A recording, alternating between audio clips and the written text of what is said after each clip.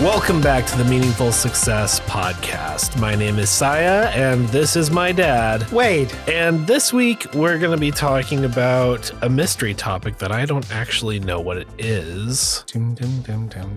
My dad has that picked out, so he's going to surprise me. But before we get into that, first, Dad. Yeah. What is your weekly win? This kind of goes along the line. A few shows ago, we talked about the fact that I'm going to be taking, or I am actually now on kind of a creative sabbatical with respect to the books and those types of things, taking extended time just to kind of recharge and reset. That theme kind of carries into a lot of areas in my life, and one is in my professional career as well.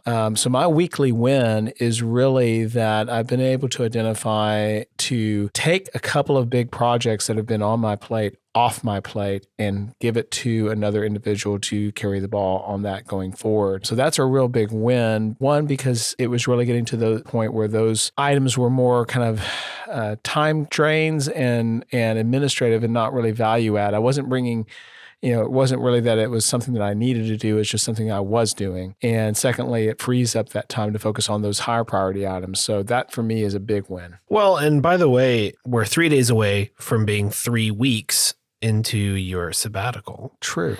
So do you have anything to share about how these 3 weeks have been, or have you had a chance to enjoy it at all? Or actually, yes. I mean, just not having the weight, honestly, more expectations of myself, but things that needed to be done, just having the weight of that off of me has allowed me to relax more. My anxiety level and my stress level are both down, which is helpful. Good. I'm still making adjustments, but yeah, that's been a positive thing so far. Good. So what about you? What's your weekly wins? My win for this week is I had a critique of the first chapter and change of my current book done by a professional editor who does stuff with one of my writing groups. Mm-hmm. And she really, really liked it and had mostly very positive things to say. That's encouraging. And yeah, and like it was just a really encouraging experience. And, just she was saying things that were like, this and this and this are the things I would normally, most often be bringing up as problems for people or pointing out that they need to do this and that, but you're already doing those things. And excellent. Yeah, so it was just overall a really encouraging experience. Very good. So what is today's mystery topic? Well, wouldn't you like to know?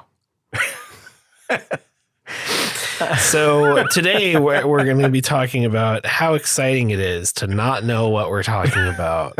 Actually, I thought we would kind of delve into something that came from a movie, the movie Field of Dreams, and everybody's probably seen that movie, but there was that whole phrase in that, if you build it, he will come. The whole concept in that movie is he felt like he needed to go out there and build a ballpark out in the middle of nowhere, and that for somehow that was just going to work out, and it was going to, I think he thought it was going to, bring all kinds of success and that kind of stuff. I don't know what he thought was going to be coming, but that phrase or that mentality to some degree weaves into our creative efforts and our business efforts entrepreneurially.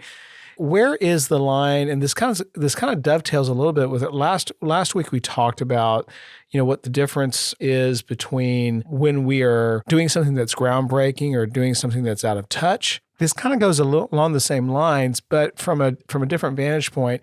How much truth is that in there? I mean, for example, we hear these things about, one-hit wonders with musicians or something like that. So they recorded this music and this song, it got discovered, and then now everybody loved it, and then they kind of blew up out of the blue, and now they're this big major success. Recognizing that many of those cases of these quote-unquote one-hit wonders had been performing and recording music for years and years before they ever got noticed on one of their songs. But when we think about what we create, whether it's a book, whether it's a video, whether it's a movie, whether it's a business, a product, it really doesn't matter. How much weight do you think there is in just the concept of building something that is really unique or standing out that's going to, in and of itself, attract attention? I mean, I think that sometimes we think we don't even think about what we have to do after it's created. We think mostly about creating this thing that we feel is the best thing since sliced bread. And then when it's out there and it's available, we kind of assume everybody's going to be enthusiastic about it. What is your take on that? So really you're talking about finding its audience, finding its buyer, finding its whatever that word would be depending on the context, right? Right. Like, if you're a painter who wants to sell prints, just putting your painting out there, or if you're a writer, just putting your book out there, or if you're, an entrepreneur, just putting your product out there without knowing who you're trying to get it in front of and without taking steps to get it in front of those people. Right. But it's even further than that, because sometimes, my professional career has been spent in the service space. And so I already have a mindset of, when I write a book or when I make a product, I do have in mind who that buyer is. What do they look like? What's that, for lack of better terms, avatar that describes who that individual is? Yeah. But marketing and selling services is entirely different from marketing and selling products or art, creative works or art. Yeah. And so while I may be, for lack of better terms, a professional expert or specialist in sales and marketing of services, I feel like I'm completely incompetent when it comes to making a product known, because it's a totally different dynamic. Because my experience is B2B, business to business sales. This is business to consumer sales. I know that the first time my first book that I published about a decade ago, when I initially got it out there, I was able to make it people in my little niche aware of that. And I did get, some traction from that. But just when I put that out on Amazon, it was just like the crickets chirping. I mean, it was like it just was sitting there, and it didn't have much difference than not being on the platform, because I didn't know how to do that. I guess I just assumed, hey, I've got a great title, I've got a great topic, I've got a great value in the things that I've written. I assumed people would be searching for that, but that was kind of putting the onus on them rather than me on how do I reach out to it. It just got me thinking of this whole, if you build it, they will come. I don't think that is realistic. I mean, when you think about it, what comes to mind? The main thing that comes to mind is just the reality of, if you don't advertise, you will not sell. Mm-hmm. Period. Maybe there's times when there's some sort of a word of mouth cascade that happens that leads to something selling or whatever. But even in the world of like books, independent authors and things like that, like, sure, you might have success based on the algorithm, like shows your book on Amazon to some person who word of mouths it and it blows up. Right. That is theoretically possible. But outside of that, which is extremely unlikely, like in one form or another, you're going to have quote unquote advertisement. And that could be anything from, me and all my author buddies are cross promoting each other's books, which is advertising. It's, it's a different form. Yeah. A different form, or literally paying for advertisements on like Amazon or something. Content marketing, various kinds of promotion. That's just the case. Like if you're talking about trying to get your product out there or your book out there or whatever it is you're doing, right? Like that's why a lot of artists will get their start by doing art of existing properties and getting like fan art that gets them a following to begin with, or people who are musicians will do song covers of existing songs to get attention to, this person's like a really good musician. And then hopefully people will care enough that they'll also want to listen to their original stuff, right? Well, the funny thing about that is with cover music is an example. I mean, people think about the Beatles,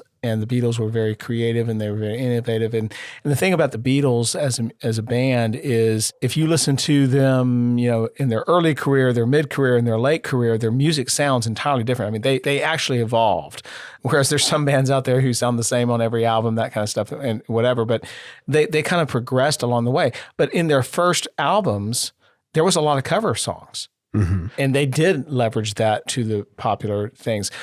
But this also translates even into, like, say, the YouTube world or social media or something like that. But let's just use YouTube as an example. Yeah. I don't know how many YouTube channels there are out there now, but it's got to be staggering. Tens of millions. Yeah.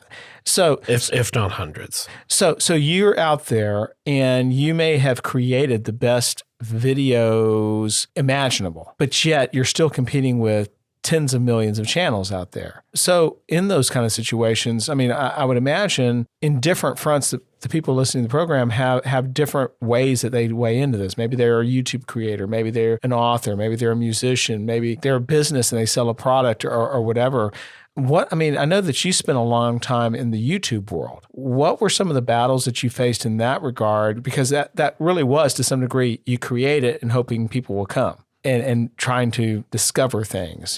How did that work then? And with your having been out of that for a while, looking back and looking into it with your knowledge now, I mean, what kind of thoughts or advice would you give people in that regard? It's like you said, I mean, I've been out of that world for a number of years now. Right. And I still heavily consume YouTube. It's still by far my most consumed entertainment platform. Yeah. But as far as being knowledgeable on what actually makes someone more likely to be successful, that information could be outdated. Sure. But at the time, there was a lot of different perspectives on that. It really depended on what the outcome was you were actually aiming for. If your goal was to build an audience versus your goal being to like go viral or whatever, neither of which you have much control over, really. Right. Outside of just making really good quality stuff. That's a baseline requirement pretty much across the board generally speaking. Right. But even that's not always necessarily true. Sometimes if you just make something that's really bad in an entertaining way, people will latch onto that. True. So there is kind of an inherent unpredictability, sort of trying to lasso the moon aspect of all of this, where you think you can see it, but you don't actually know how long that lasso needs to be. And maybe you know how long the lasso needs to be, but you're not strong enough to actually throw it that far. Or maybe you can throw it that far and you know how long the lasso needs to be, but you miss, right? I mean, there's all sorts of factors there. And it's like, well, here's this thing that looks really obvious. So, I mean, I guess the bottom line to answer your question, is I don't really know. Not really. There's times when I used to think I did, but this is something that also applies, in creative. And again, I'm bringing it back to books because we're writers and blah, blah, blah. Sure. But there's people who will write books based upon almost a formula. And not just in a formula sense of like, oh, here's the plot structure or whatever, but they will look at the online environment of here are the kinds of books that are doing well right now. Here are the sorts of tropes that are in those books that people like to read. And they will take these things and they will create books around those parameters. So it's like, it's not just, oh, I have this idea for this paranormal romance, right? It's, okay, well, I want to write a paranormal romance because that's doing well right now. And people are really into this enemies to lovers trope right now, as well as like, lost royalty or something like that. So they'll take those tropes that they know are doing well right now in that genre they know is doing well right now, and they'll build a story out of those building blocks. Right. And so that's basically trying to chase trends, and the things on the creative side is based upon trying to be at the right place at the right time, which, is a gamble and a try. I realize that putting it in that simple of terms at times could make it sound like, I don't know, looking down on that or derogatory in some form of like, oh, well, that's like just assembling something and it's not really creative or whatever. No. Like it all is creative. Like, sure.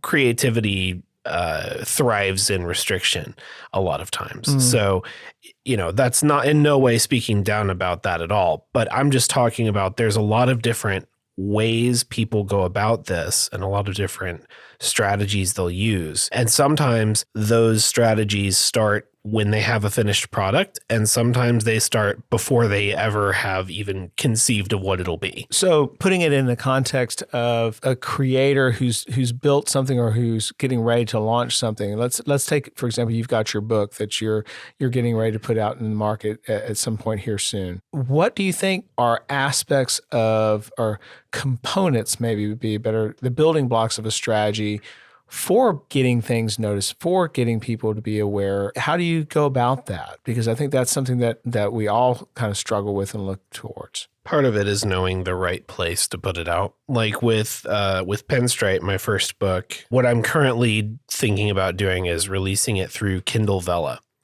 Which I don't know if you're familiar with, but it's basically a way of releasing serialized stories. And then when a book is completed, you release it like chapter by chapter. And when the book is completed, then you can compile it and sell it as a full book on Amazon.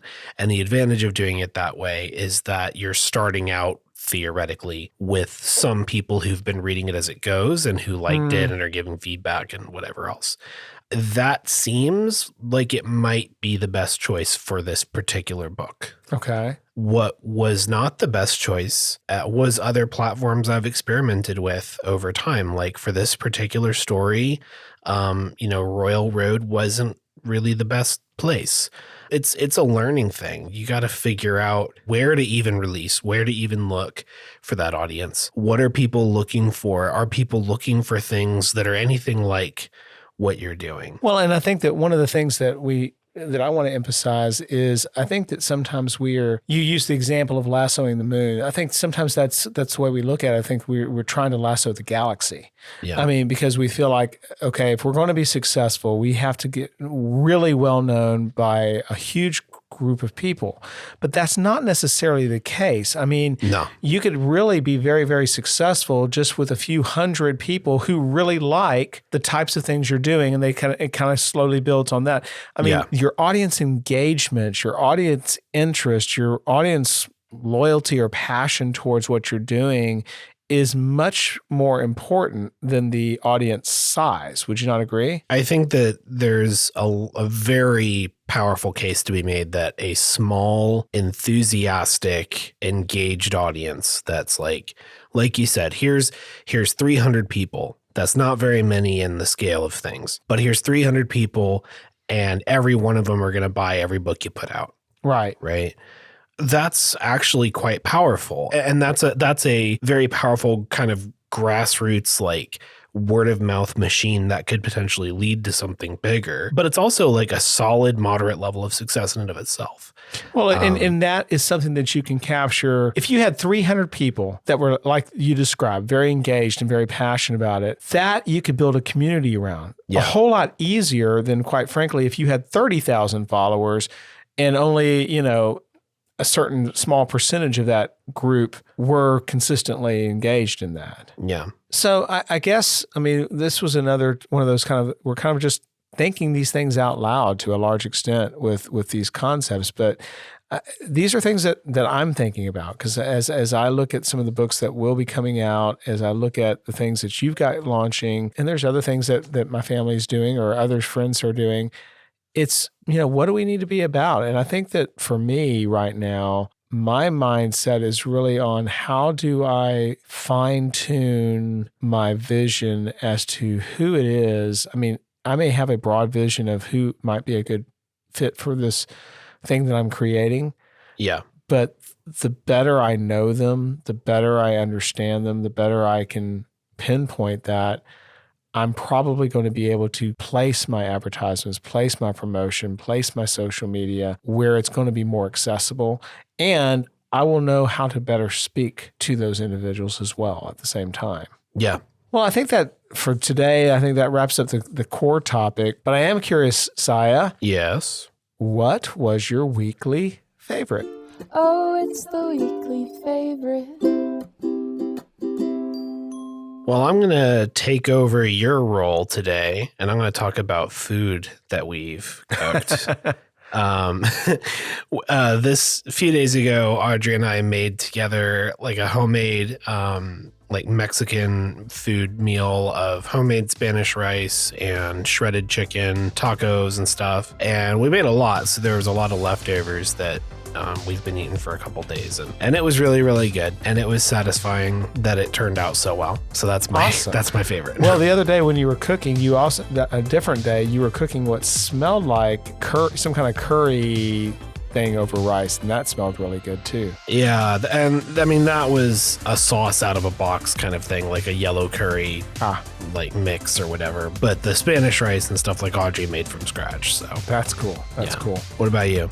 King of Queens. I've watched it many times before, but we started watching it again. We have the box set, of CDs or DVDs, whatever. Arthur makes me laugh every time I watch that show. Jerry Stiller, and he makes me laugh. So we've been starting to watch that again. So that's my weekly favorite because I watched a bunch of those recently. Nice. Well, I think that wraps it up for today, everybody. Thank you so much for listening, and we'll see you next week.